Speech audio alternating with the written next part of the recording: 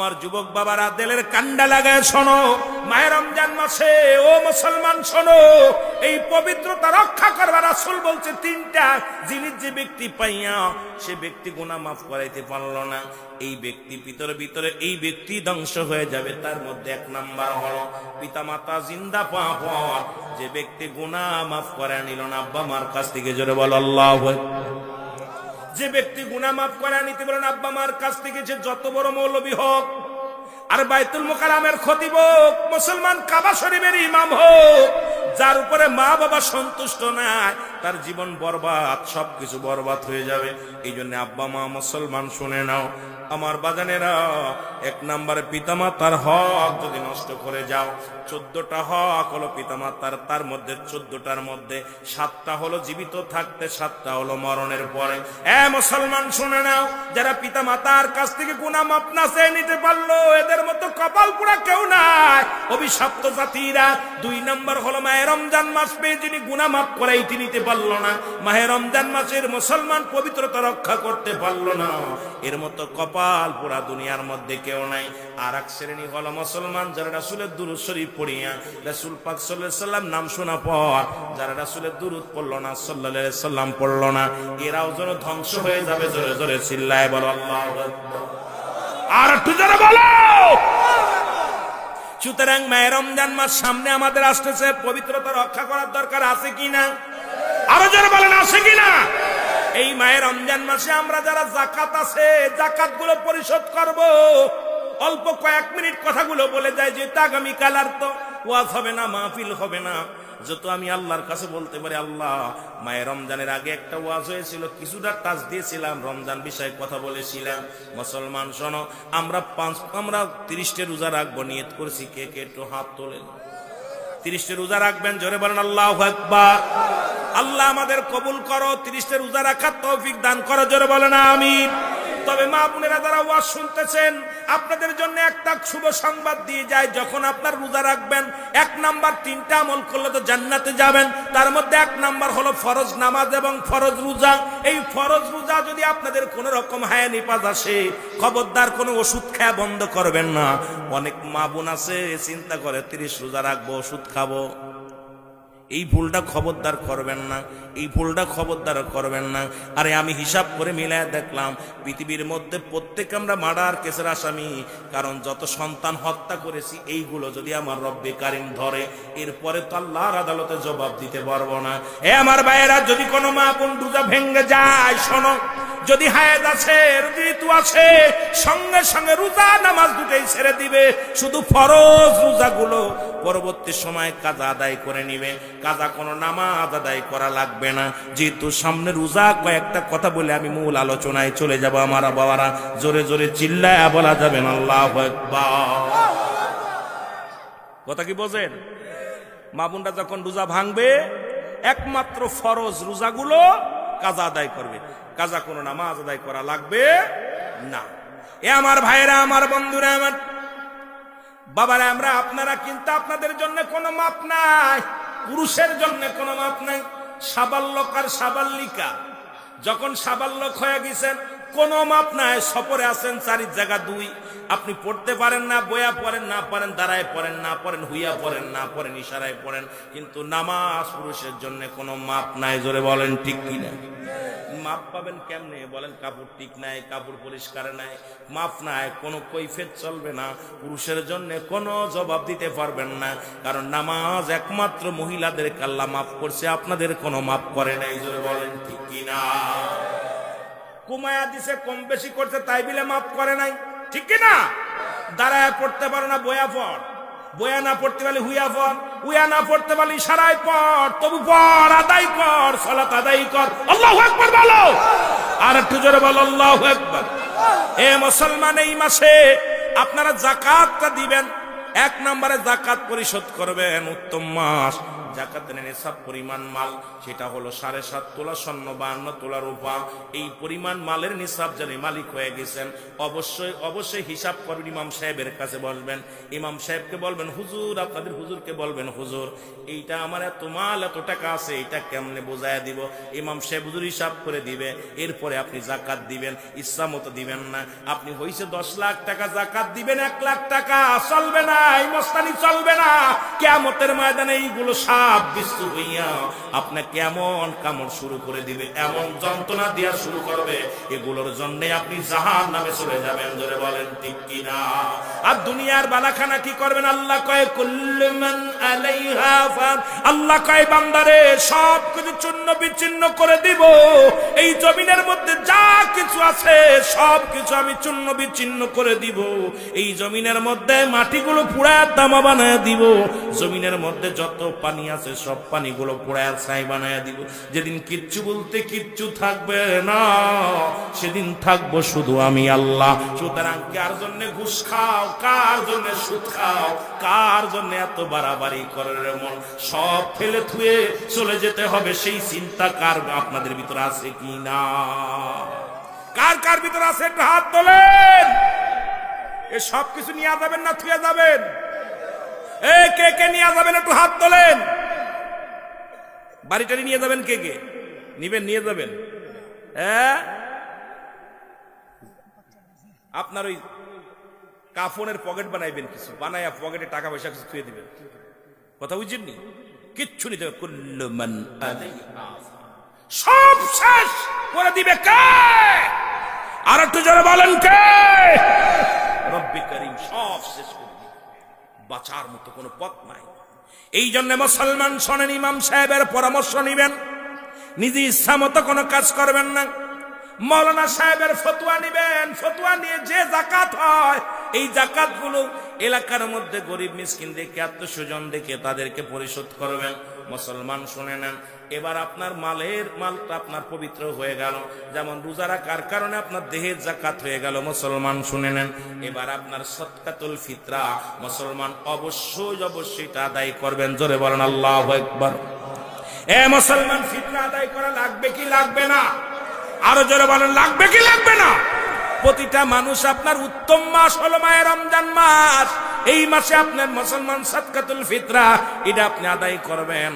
এটা মুসলমান শুনে নেন, আপনি ফিতরার পরিমাণগুলো যখন বাংলাদেশ বোর্ড, আমাদের ইসলামী মুসলমান যারা আছে, ইসলামের নীতি নির্ধারক যারা আছে, উলামা ইকরাম যারা আছে, এরা যখন উপর থেকে জানাবে কত পরিমাণ আপনার ফিতরা হয়েছে, কত পরিমাণ আপনার দিতে হবে, যখন আপনার উপরে বরাদ্দ আসবে এই পরিমাণ আপনি সঙ্গে সঙ্গে সদকাতুল ফিতরা দিবেন। কারণ রোজার মাসে মুসলমান শেষ করছেন, ঈদগার ময়দানে যাবেন মাসুমের মাসুম হইয়া। এই আপনি যদি মুসলমান শুনে নেন, আপনি যদি সদকাতুল ফিতরা না করে যদি আপনি ঈদগার ময়দানে যান, আপনি পবিত্রতা হাসিল করতে পারবেন না। এই জন্য পবিত্রতা হাসিল করার জন্য অবশ্যই অবশ্যই আপনাকে সদকাতুল ফিতরা আদায় করা লাগবে। জোরে জোরে বলো আল্লাহু আকবার। আর একটু জোরে বলো আল্লাহু আকবার। এ আমার ভাইয়েরা, আমার বন্ধুরা, আমার গভীর মনোযোগ। এই মাসে বেশি বেশি নফল নামাজ পড়বেন। সুবহানাল্লাহ বলেন না? আর একটু জোরে, আর একটু জোরে। এমনিতে তো মুসলমান প্রতিদিন 12 রাকাত কি পড়েন? সুন্নাত নামাজ পড়েন। কয় রাকাত? প্রতিদিন 12 রাকাত সুন্নাত নামাজ। কত রাকাত? 12 রাকাত সুন্নাত নামাজ পড়েন। এ মুসলমান, রাসূল বলছে যে ব্যক্তি প্রতিনিয়ত 12 রাকাত সুন্নাত নামাজ পড়বে, আল্লাহর নবী বলছে ওই ব্যক্তি জান্নাতের মধ্যে তাদের বাড়ি ঘর করে দিবে আল্লাহ পাক। বিশাল বিশাল বাড়ি ঘরগুলো আল্লাহ পাক করে দিবে। সুতরাং এই দুনিয়ার মধ্যে রমজান মাসে সুন্নাতটা ফরজের সমতুল্য হবে। বেশি বেশি ফরজ সুন্নাত নফল নামাজগুলো পড়বেন, মাগফিরাত কামনা করবেন, আল্লাহর কাছে ইস্তেগফার করবেন, মাফ চাবেন, ক্ষমা চাবেন, বেশি বেশি করে কোরআন তেলাওয়াত করবেন। এ মুসলমান, কোরআন শরীফ পড়তে পারেন না, কোরআন শরীফ বুকের মধ্যে ধরবেন। পড়তে পারেন না, কি হয়েছে? পড়তে পারেন, আফসোস করে বুকের সঙ্গে টান দিয়ে ধরবেন। আল্লাহ, এই কোরআন তুমি পাহাড়ের উপরে দাও নাই, পাহাড় সহ্য করতে পারে নাই, তুমি আল্লাহ জমিনের উপরে দাও নাই, জমিন সহ্য করতে পারে নাই, আসমানের উপরে দাও নাই, আসমান সহ্য করতে পারে নাই, এই মানব জাতির মধ্যে দিছো আল্লাহ, এই কোরআন আমার মধ্যে দিয়ে দাও। কোরআনকে যদি কিছু না পড়তে পারেন তবু একদিন হলেও কোরআনটারে ভালোবাসবেন, বুকের সঙ্গে টেনে ধরবেন, এই বুকের সঙ্গে লাগায়া ধরে কানবেন, আল্লাহ আল্লাহ এই কোরআন যে কত মধু, কোরআনটা মুসলমান যেমনি পা মুসলমান দেখেছিলাম কোথায়, এ মুসলমান গভীর মনোযোগ, আফগানের জমিনে মুসলমান, এ মুসলমান কিছু ছাত্রের 500 কোরআনের পাখিগুলোর কাছে যখন বন্দুক তাক করে বলেছিল তোরা কোরআন ছেড়ে দে, না হয় জীবন দেয়া দে, ছেলেরা বলেছিল জীবন দিলে জান্নাত পাবো, কোরআন ছাড়লে জাহান্নাম পাবো, কিন্তু জীবন দেয়া দিছে, কোরআন ছাড়ে নাই। এই কোরআনের অবমাননা সহ্য করা যাবে না, জোরে বলেন ঠিক কিনা? আল্লাহ নিজেই বলেন যালিকাল কিতাবু লা রাইবা ফীহি, আর এটা মানবে কার? আল্লাহ কা হুদাল লিল মুত্তাকিন। জোরে জোরে চিল্লায়া বলা যাবে না মারহাবা। এ মুসলমান আমি আস্তে আস্তে আলোচনায় যাই যেহেতু সময় স্বল্প। এ মুসলমান কই থেকে কই যাব? এ যুবক দিলের কান্ডা লাগায় শোনো, এই কোরআন নাজিলের মাস হলো মায়ের রমজান মাস, মারহাবা বলো। এই জন্য কোরআনটা মায়ের রমজান মাসে পড়তে না পারলো তারাবি গুলো পড়বেন। কোরআনের পাখিগুলো যখন যেখানে খতম তারাবি হয় কষ্ট চিন্তা করবেন না, কষ্ট করে শুনবেন। একটা হরফ শুনলে 10টা নেকি, ইমাম সাহেব পড়বে 1000 নেকি, আপনি শুনবেন 2000 নেকি। সুতরাং ইমাম সাহেব যত নেকি পাবে তার দ্বিগুণ নেকি আপনার হবে। পিছনে বসে বসে কোরআন তেলাওয়াত শুনবেন। এই 30টা কোরআন, 30টা রোজা, 30টা তারাবি আপনি আদায় করবেন। 30টা তারাবির মধ্যে কোরআন শরীফ পড়বেন। যখন ইমাম সাহেব তেলাওয়াত করবে তেলাওয়াতটা মন দিয়ে শ্রবণ করবেন। জোরে জোরে বলেন আল্লাহু আকবার। এ মুসলমান গভীর মনোযোগ, আল্লাহু আকবার বলো। এই কোরআন নাজিলের মাস হলো মায়ের রমজান মাস, মারহাবা বলো। আবার এই মাসে এমন একটা রাত আল্লাহ কয় তানাজ্জালুল মালাইকা, আল্লাহু আকবার বলো। এমন একটা মাস যে মাসে মুসলমান লাইলাতুল কদর বলা হয়, যেখানে নাজিল হয়েছে কি ফেরেশতা? ও মুসলমান শুনে নাও, শুনে নাও কি নাজিল করেছে? কোরআন শরীফ নাজিল করেছে কোন মাসে? এই মাসে। এ মুসলমান শুনে নাও, এই মাসটার পবিত্রতা রক্ষা করবা, এই মাসটার ভিতরে কোরআন শরীফকে মহব্বত করবা, কোরআন শরীফকে বুকের মধ্যে ধরবা। পড়তে যদি না পারো ইমাম সাহেব যখন পড়বে বয়া বয়া শুনবা। ওই ছোট বাচ্চা যখন সকালবেলা কোরআন শরীফ পড়বে বয়া বয়া একটু শুনবি। সারা জীবন তো চা খাইছিস, বাজারে যায় নামাজ পড়ি, সান্না পড়িস, কপাল পুরা, বাজারে যা চা খাইও বয়া বয়া, ও বুড়ো লাঠি ভর দিয়া দিয়া চা খাইছো। আর এই রমজান মাসটা ওইগুলো বাদ দিয়া ফজরের নামাজটা না পড়িয়া না ঘুমায়া যখন ওই কোরআনের পাখিগুলো কোরআন নিয়ে বসে একটু বয়া বয়া কোরআন শুনবা। জোরে বলেন মারহাবা। আর একটু জোরে বল আল্লাহু আকবার। রাজি আছেন? রাজি আছেন? আরে জোরে বলেন রাজি আছেন? আমার ভাইয়েরা 5 ওয়াক্ত সালাত আদায় করবেন, দান খয়রাত করবেন, বেশি বেশি করে দান খয়রাত করবেন। মুসলমান আবদ্ধ থাক, বাজার ঘাটে যাবেন না। বাজার ঘাটগুলো সব বন্ধ। প্রয়োজনীয় 10 বাজার ঘাট সব আগের দিন করে ফেলবেন। এই মাসে আগামী কাল যায় বাজার করবেন। রমজান মাসে কতগুলো ছোলা লাগবে, কতগুলো সামগ্রী লাগবে, কতগুলো চাউল লাগবে, কতগুলো ডাউল লাগবে। যদি আপনার সাধ্য থাকে আপনি কিনে ফেলবেন, কিনে মজুত করে রাখবেন। ওই রমজান মাসটা বাজারে যাবেন না, কারণ আবদ্ধ থাকিয়া মওলার গোলামি করবেন। পারলে মাসে একবার মুসলমান 30টা কোরআন বছর 30 পারা কোরআন শরীফ পড়বেন। কোরআন শরীফ যারা পড়তে পারেন পড়বেন, না পারলে সূরা কিরাত পড়বেন, না পারলে আল্লাহ জিকির করবেন, না পারলে বয়া বয়া নবীর দুরূদ পড়বেন। তবে বাজে সময় নষ্ট করবেন না। জোরে জোরে বল আল্লাহু আকবার। আর একটু জোরে জোরে চিল্লায় বল আল্লাহু আকবার। আবার অনেক বেঈমান আছে, আলেমরা কয় এই মাসে খালি হিসাব হবে। এই বেয়াদব, খাবারের হিসাব দেওয়া লাগবে, কারণ এই মাসে যে এত নয়, কারণ ইনসাফের বেশি খাওয়া যাবে না। এখন বাপনি তো 4 পায়া গরু নয়, 3টা ভাগ করবেন, 1 ভাগ পানি, 1 ভাগ খালি, 1 ভাগ খানা। আপনার যেটুকু লাগবে এইটুকু খাবেন। এ দ্বারা আপনি রোজা রাখলে আপনার গ্যাসে ধরবে না। এ দ্বারা আপনি রোজা রেখে শান্তি পাবেন, তারাবি পরে শান্তি পাবেন, কারণ আপনি এত পরিমাণ খাইছেন। ডে উঠতে উঠতে দেখা যায় 100 পদ নিয়ে দেখেন ইফতারি করতে করতে টাইম, নামাজের টাইম শেষ। এদিকে ইমাম সাহেব আয়েন, ইমাম সাহেব যায় নামাজে বয়ে আছে, আর উনি হানিফ খানা নিয়ে এমন বসা বসছে, কপাল পোড়া শোন। রাসূল পাক সাল্লাল্লাহু আলাইহি সাল্লাম যেটা শিক্ষা দিছে সেই শিক্ষাগুলো আমাদের দরকার। মুসলমান শুনুন, একটা খুরমা খায়া যখন ইফতার করবেন, ইফতার করার পর যখন নামাজে দাঁড়াইবেন, দেখবেন নামাজে যত মজা পাবেন ওই বুট ছোলা বুট আর ইত্যাদি ইত্যাদি পেট ভরে খাইয়া নামাজে দাঁড়াইলে এত মজা পাবেন না। ঠিক কিনা, ঠিক কিনা? এ আমার ভাইয়েরা, আমার বন্ধুরা, আমার এই মায়ের রমজান মাসে যেমন আপনার সব কিছু পরিবর্তন করবেন, এরপর ওর মাসে আছে কোথায় ইতিকাফ। অনেক ওয়াজের ভিতরে এত শেষ করা যায়, এদিকে আমি যাবো আবার একটু আব্বা মার ওয়াজ করতে। বলতেছিলাম এর মধ্যে আবার শেষের 10 দিন আছে ইতিকাফ, ঠিক কিনা? ইতিকাফ শব্দের অর্থ আবদ্ধ হওয়া। এই ইতিকাফে বসা অবস্থায় যদি কোনো ব্যক্তি এলাকার মহল্লার কোনো মানুষ মারা যায়, ওই ব্যক্তি তো জানাজায় গেলে তার ইতিকাফ ভেঙে যাবে। ভালো করে ফতোয়া শুনে নেন বাবা। এখন আমার দেশে যারা ইতিকাফে বসে, অনেক মসজিদি বয়া বয়া দিয়ে গল্প করার, মরিচের বুটা ফেলে, রসুনের পেঁয়াজ ছুলে দেয় আর গল্প করে। আরে মৌলবী তোর ইতিকাফের দরকার নাই, ওরা ইতিকাফে থেকে লাভ নাই। জোরে বলেন ঠিক কিনা? ইতিকাফে বসা অবস্থায় যদি কোনো ব্যক্তি মহল্লার মারা যায়, মারা গেলে ওই জানাজায় শরীক হলে ওর ইতিকাফ ছুটে যাবে। কথা বুঝলেন? আর এখন আমাদের পল্লীতে দেখি ইতিকাফে বই আরে গল্প, মরিচের বুটা ফেলা, রসুন পেঁয়াজ বুটা ফেলা আর তরকারি কুটার গল্প করা। মোটামুটি মুসলমানে গুলো আমাদের বন্ধ হয় না মুসলমান। তবে ইতিকাফের শর্ত হলো যে মসজিদে মুসল্লিগণ একত্রিত ঈদ নামাজ আদায় করবে, তারাবির নামাজ। ওই মসজিদে যদি নিম্নতরে একজন ইতিকাফে বসার পর যে কিফায়া হয়ে যাবে। যদি ওই ব্যক্তি যদি না কোনো ব্যক্তি যদি ওই মসজিদে ইতিকাফ না করে, সবার নামাজ কারুর নামাজ হবে না। এই জন্য বাধ্যতামূলক একজনের ইতিকাফ করা লাগবে। মুসলমান পারলে একাধিক জন থাকবেন, আবদ্ধ থাকবেন, দায়মুক্ত থাকবেন। ওই ইতিকাফে বসা অবস্থায় মওলার জিকির আর নামাজ, কোরআন তেলাওয়াত ইত্যাদি ইত্যাদি নিয়ে ব্যস্ত থাকবেন।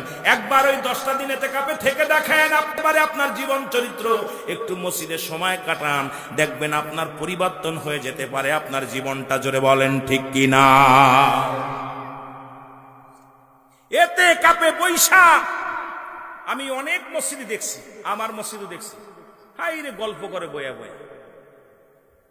ইতিকাফে বসা অবস্থায় রসুন পেঁয়াজ চলে, গল্প করে, গান কাবার, আপনি বসে বসে ওয়াজ শুনে। বালা জিনিস করবেন, একা একা আবদ্ধ থাকা, মরে যাওয়া, একদম আবদ্ধ থাকবেন। কথা বুঝি? এখন আমরা গোসল করে বাজারে ঘুরে কি শুরু করছে একটা, এগুলো মাসলা মাসাইল ইমাম সাহেবের কাছে বলবেন, ইমাম সাহেবের সাথে পরামর্শ করবেন।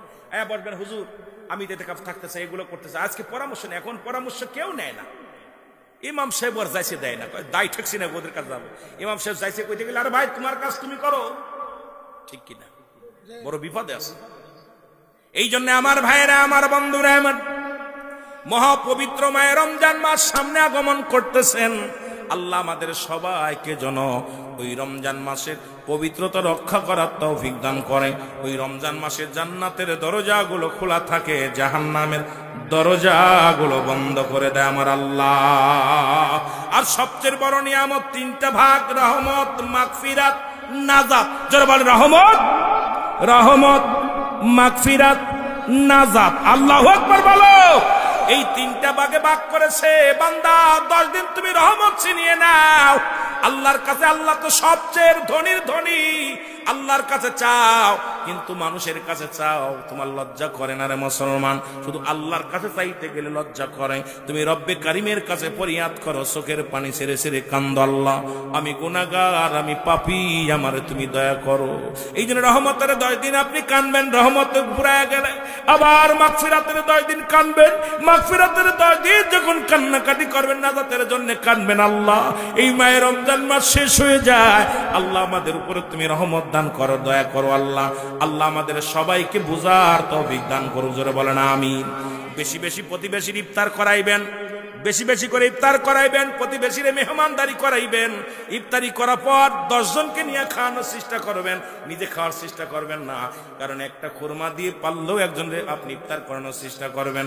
এই সারা দিন রোজা রেখে যে ফায়দা অর্জন করেছিলেন, ওই পরিমাণ সব আল্লাহ আপনার আমলনামায় লিখে দিবে। তবে আপনার আমলনামা থেকে একটা বিন্দু কেটে নিবে না। অনেক আবার চিন্তা করে দেখি দাওয়াত খাইতে গেলে পকেটে করে 2টা চাউল নিয়ে যায়।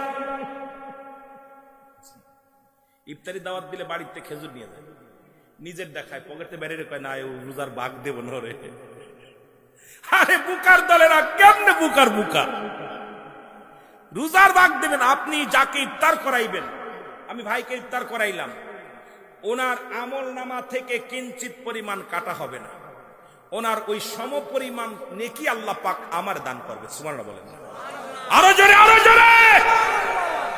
কিন্তু অনেকেই দেখি গ্রামঘাটে অনেক বোকা মানুষ আছে, এরা বাড়িতে খেজুর টেজুর নিয়ে যায়, আপেল একটা নিয়ে যায়, নিয়ে নিজের দাদা আগে ইফতার করে, দাওয়াত খাইবো, রোজা সারাদিন রোজারাই করে দিয়ে দিব, মনে করে রোজা দিয়ে দেবো।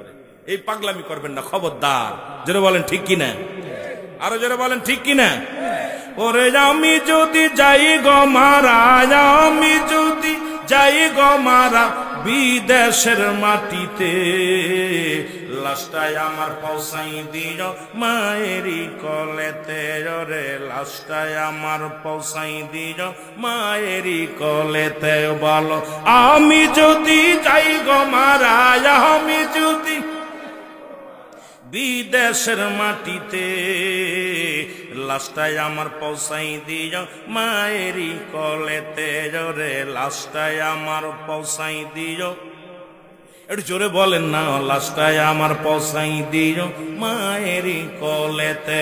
রে লাস্টায় আমার জন্মের পরে যে কলেতে রাখতো আমার মা,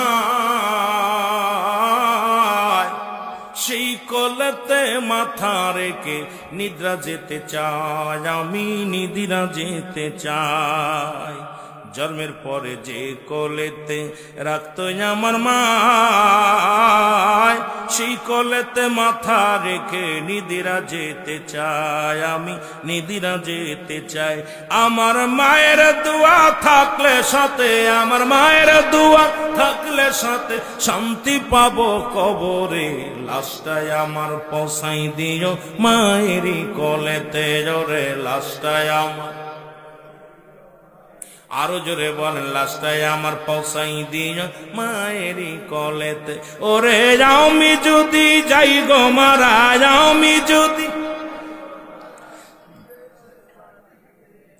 লাস্টায় আমার পৌঁছাই দিও মায়েরই কলেতে। ওরে লাস্টায় আমার, এই জগতে মায়ের মতো নাই কেউ আপন, সেই মাকে না দেখাইয়া দিও না দাফন, আমায় দিও না দাফন। এই জগতে মায়ের মতো নাই কেউ আপন, সেই মাকে না দেখাইয়া দিও না দাফন, আমায় দিও না দাফন। মায়ের একটি নজর দেখলে আমায়, মায়ের একটি নজর দেখলে আমায় শান্তি পাবে কলি যায়। লাস্টায় আমার পৌঁছাই দিও মায়েরই কলেতে। রে লাস্টায় আমার, এ যুবক সময় বেশি নয়, দুই চারটে কথা বলে যাই রে। গজল বলে সময় নষ্ট করব না, গল্প করে ওয়াজ করেছি, তারপরেও তো সময় চলে যায়। ও যুবক, রাসূল বললেন তোমরা কেউ কি কবুল হজের সব পাইতে চাও? সাহাবীরা বলে ইয়া রাসূলুল্লাহ, ইয়া হাবিবাল্লাহ, কে বা না চায়? নয় বললেন সাহাবীরা রে, তোমাদের বাড়িতে যাদের মা, বাড়িতে যাদের বাবা জিন্দা আছে, সালাম দিবা, আসসালামু আলাইকুম মা, আসসালামু আলাইকুম বাবা। তোমার আমল নামায় একটা কবুল হজের সব লেখা হয়ে যাবে। জোরে জোরে চিল্লায় বলা যাবে না মারহাবা? আর একটু জোরে বল আল্লাহু আকবার। এর নবীর সাহাবীরা চোখের পানি ছেড়ে কান্দে।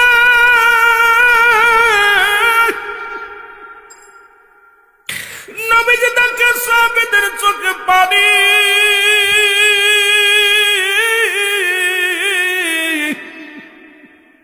রাহমাতুল লিল আলামিন ডাক দিয়ে বলে সাহাবীরা রে, তোমরা কেন কান্দো? সাহাবীরা বলে ইয়া রাসূলুল্লাহ, ইয়া হাবিবাল্লাহ, নবী গো, এই আমলটা যদি আগে কদিন আগে জানতাম, আজ 10টা দিন আগে আমার মা দুনিয়া থেকে বিদায় হয়ে গেছে, 2 দিন আগে বাবা বিদায় হয়ে গেছে, 1 মাস আগে বাবা মারে হারাইছি। সাহাবীদের ভিতরে কেমন প্রতিযোগিতা ছিল, তারা আমল করবে কে কার চাইতে বেশি, এই প্রতিযোগিতা ছিল রে মুসলমান। এরে আমি তো নামাজের দিকে গিয়েছিলাম কিন্তু শেষ করতে পারলাম না, কারণ এখান থেকে একটু বলতেছি শুধু বোঝানোর জন্য। বাবা ও আমার যুবক বাবারা শুনে না, সাহাবীরা বলে নবী গো, এই আমলটা যদি আর কিছুদিন আগে পাইতাম তাহলে আমাদের জীবন বড় ধন্য হয়ে যেত। আজকে ঘরে মা নাই বাবা নাই। নবী বলেন আমার তো আমিও তেতিম, আমি নবীর মা বাবা কেউ নয়। আল্লাহ নবী ডাক দিয়ে বলে সাহাবীরা রে, আমি যখন 6 মাস মায়ের গর্ভে, তখন আমার আব্বা জান ছিল বিদায়। যখন আমি 6 বছর বয়স, মা দুনিয়া থেকে বিদায়। 6 বছর 7 মাস যখন বয়স, দাদা আব্দুল মুত্তালিব এই দুনিয়া থেকে বিদায়। আমার মতো কেউ কি আসো এমন এতিম? আমার আল্লাহ ডাক দিয়ে বলে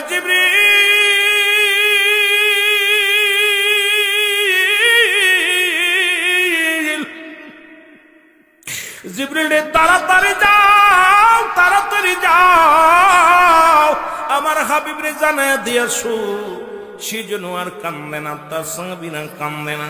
যাদের আব্বা নাই মা নাই, আমি রব্বে কারিম তাদের জন্য দোয়া শিখিয়ে দিলাম। পড়েন রব্বিরহামহুমা কামা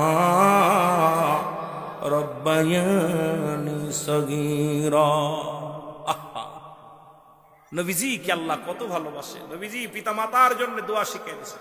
আদম আলাইহিস সালাম দোয়া করে বলেন রব্বানা জালামনা আনফুসানা ওয়া ইল্লাম তাগফির লানা ওয়া তারহামনা লানাকুনান্না মিনাল। ইউনূস আলাইহিস সালাম দোয়া করে লা ইলাহা ইল্লা আনতা সুবহানাকা ইন্নী কুনতু মিনাজ জালিমিন। আর আখেরি নবী কান্দে উম্মতের জন্য। রব্বুল আলামিন ডাক দিয়ে বলে হাবিব, যাদের আব্বা নাই, যাদের মা দুনিয়ার মধ্যে নাই, এরে এমন এতিম হইলাম আমাদের আব্বা করে নাই, মা যাদের নাই রে, একটু জ্বালা বাড়িতে যাইয়া ফজরের নামাজ শেষ করে কবরের পাশে দাঁড়ায়া চোখের পানিগুলো ছেড়ে ছেড়ে কান্না, আর ডাক দে বলবা রব্বিরহামহুমা কামা রব্বায়ানি সগীরা। জোরে বলেন না রব্বিরহামহুমা কামা রব্বায়ানি সগীরা। জোরে জোরে চিল্লায়া বলো মারহাবা। মহব্বতের সঙ্গে দুরূদ শরীফ পড়ুন আল্লাহুম্মা।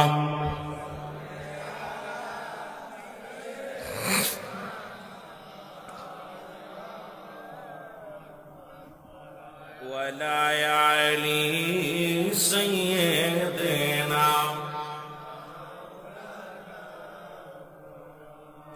এ আমার ভাইয়েরা, আমার বন্ধুরা, আমার আজকে কার জন্য বাবা নাই, কার জন্য মা নাই, কার জন্য দরদি বান্ধব নাই? রাসূলুল্লাহ বলছেন সাহাবীরা রে, তোমাদের পিতা মাতা যখন বুড়া হয়ে যায়, খবরদার তারে বুড়ি বলবা না, বুড়া বলবা না।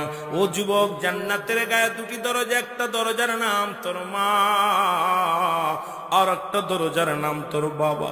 এই দুনিয়ায় কে যেন জান্নাত তাহারা ফেলেছে রে,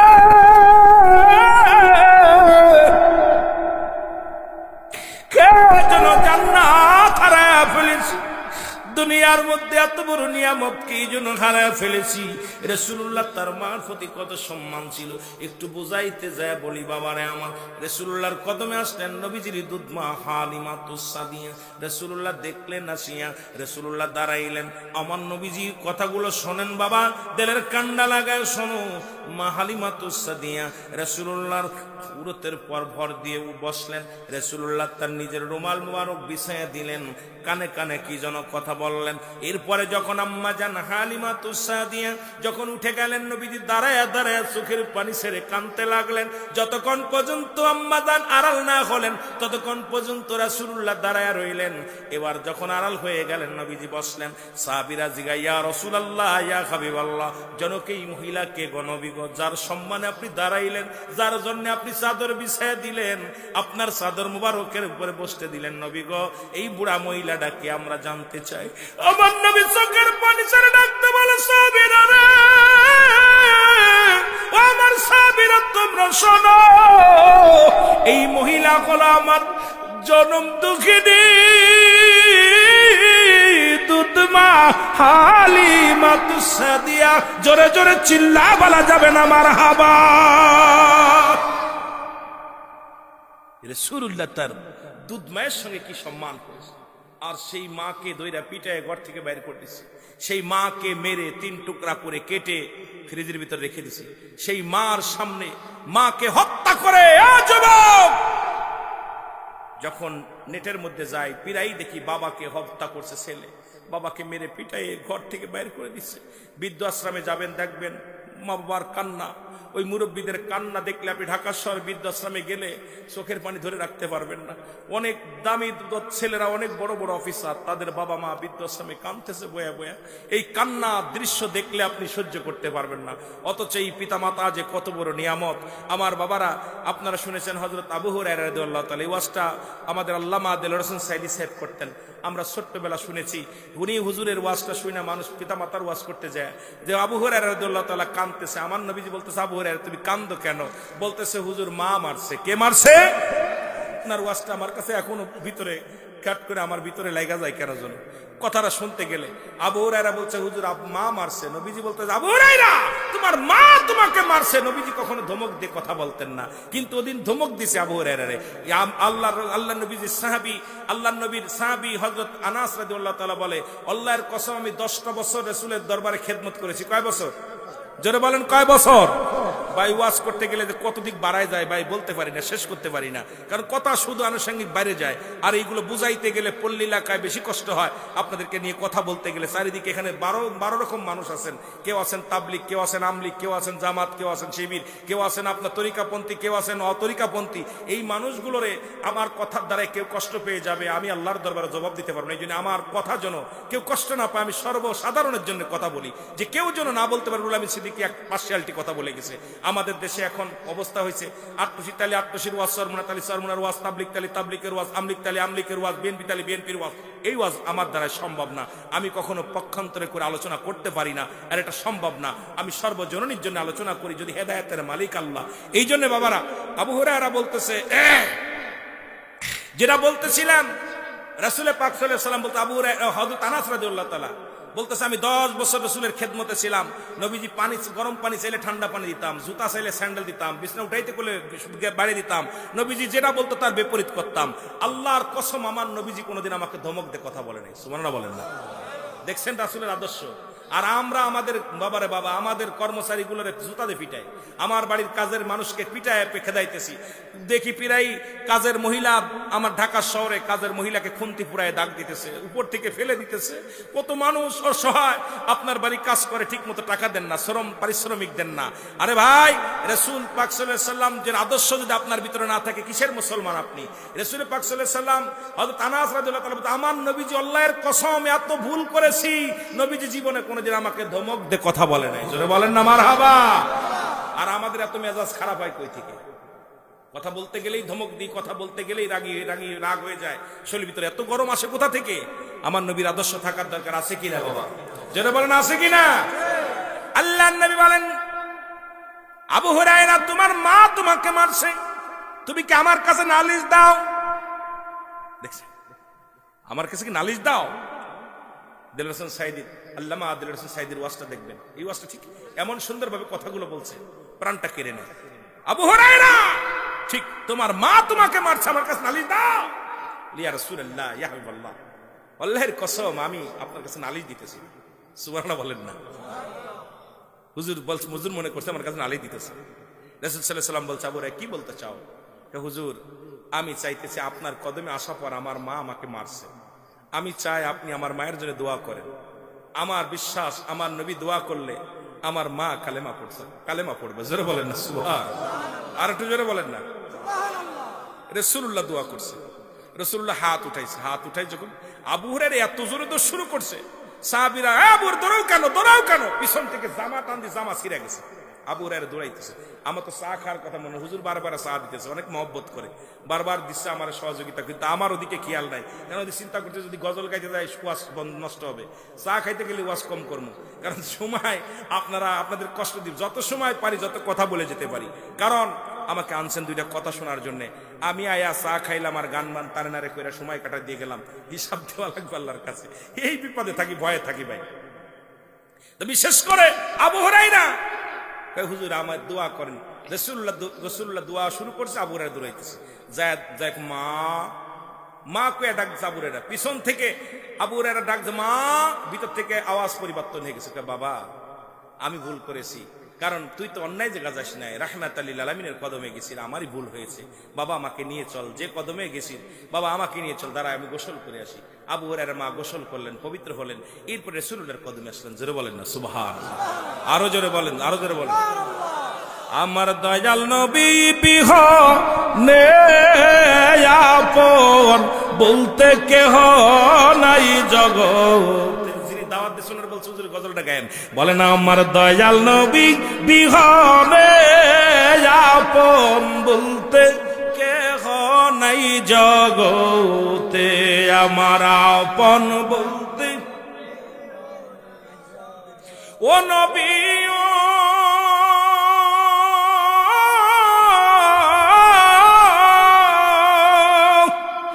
মদিনাতে আসেন গো আপনি, আমায় পাগল বানায়, এই আশিকে কান্দে গো নবী আপনার প্রেমে তে পড়িয়া, আমার দয়াল নবী বিহনে আমার মায়ার নবী আপন বলতে কেহ নাই জগতে, আমার আপন ওমা আরসালনাকা ইল্লা রাহমাতাল লিল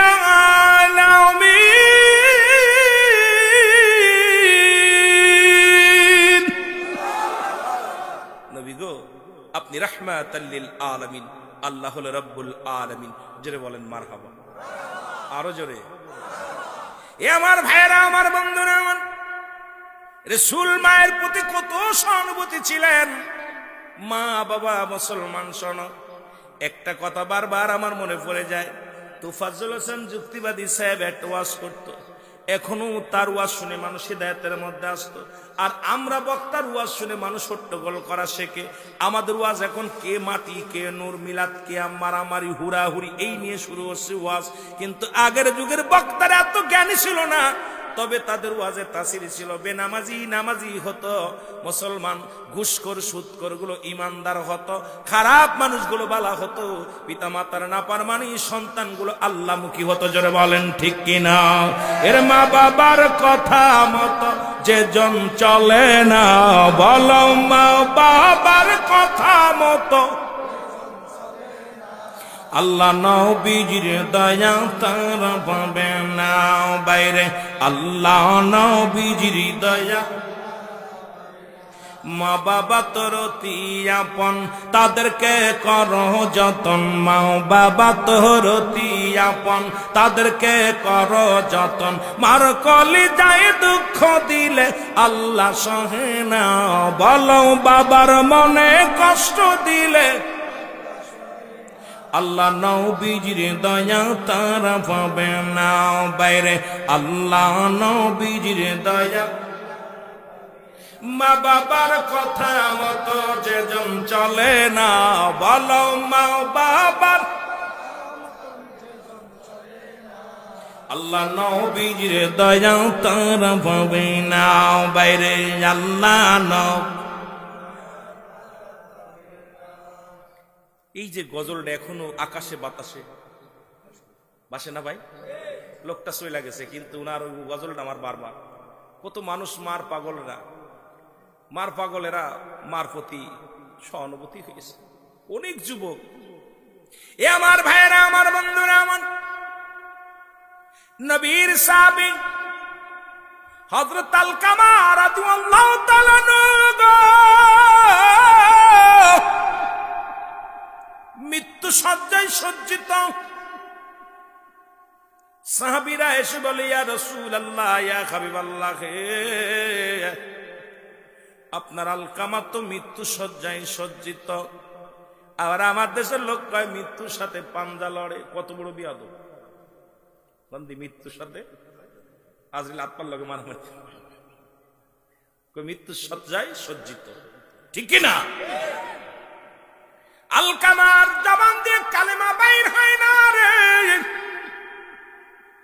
রাহমাতুল লিল আলামিনের কাছে খবর আসলো, নবী বলেন, সাহাবীরা রে দেরি করো না, তাড়াতাড়ি যাও, আমার আলকামার চারিপাশে দাঁড়ায়া দাঁড়ায়া দোয়া করো, কোরআন শরীফ তেলাওয়াত করো, বেশি বেশি করে কালেমা পড়ো, দোয়া দুরূদ পড়ো।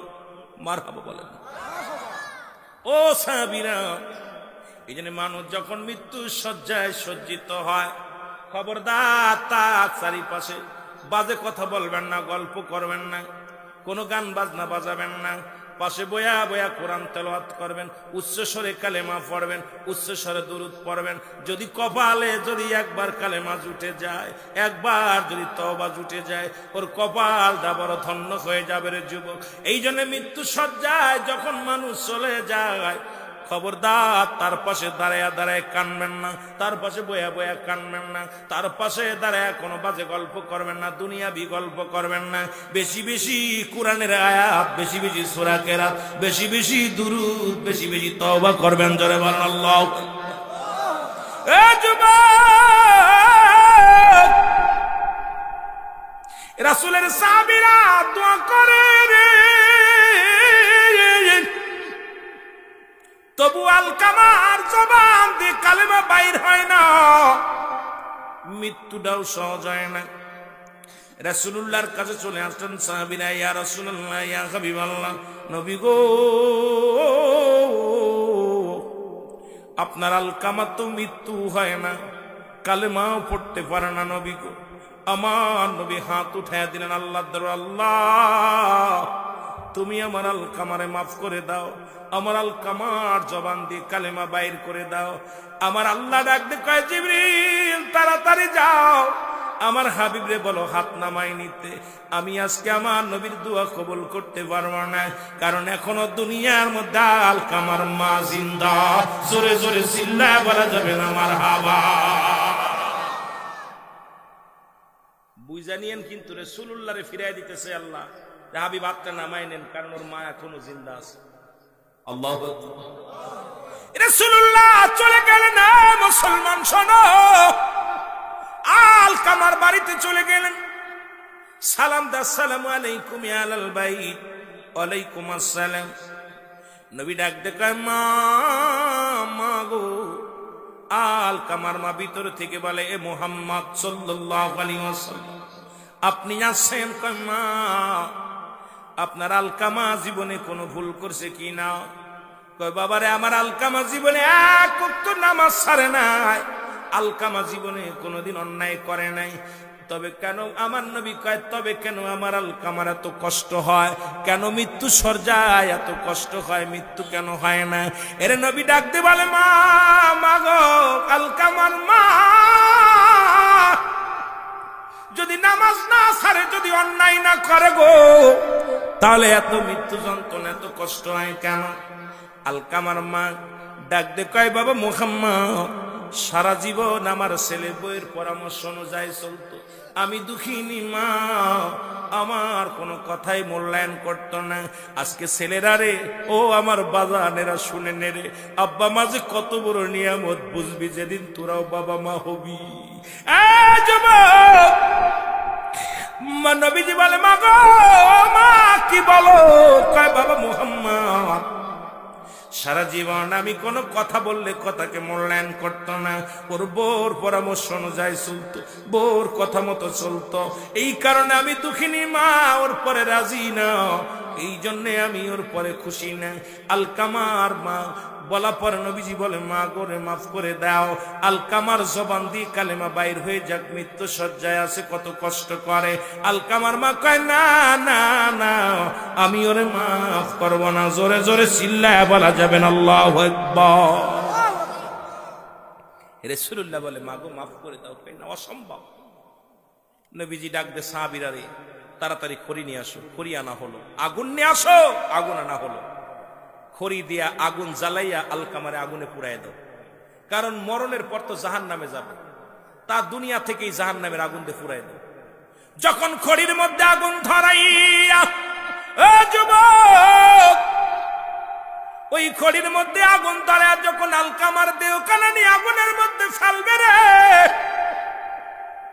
দুঃখিনী মা ঘরের ভিতরের দিকে একটু চিৎকার পারে, আল্লাহ নবী, নবী রে একটু দাঁড়া রে বাবা, আমি দুঃখিনী মা, আমার সামনে আমার কলিজার টুকরার গায়ে আগুন দিস না। আরে আমি বেঁচে থাকতে আমার কলিজার টুকরার গায়ে আগুনে পুড়াইয়া দিলে আমি কেমনে সহ্য করবো রে? আমি আমার সন্তানের পুড়াতে দিব না রে, আমার সন্তানের আগুনের মধ্যে ফেলায়ও না। আমার সন্তানের সব ভুল ত্রুটি আমি দুঃখিনী মা মাফ করে দিছি। যারা বলেন মারহাবা। সঙ্গে সঙ্গে আলকামার জবান দিয়া কালেমা বাইর হয়ে গেছে, লা ইলাহা ইল্লাল্লাহু মুহাম্মাদুর রাসূলুল্লাহ সাল্লাল্লাহু আলাইহি ওয়াসাল্লাম। চিন্তা করছেন? মার এই দুনিয়ার মধ্যে আমি আমার যুবক বাবাদের বলি, আপনি বাইতুল মুকাররমের খতিব হন আর বড় আলেম হন, পিতামাতা আপনার উপর অসন্তুষ্ট, সমস্ত ইবাদত বন্দেগী আপনার বরবাদ, সব বরবাদ।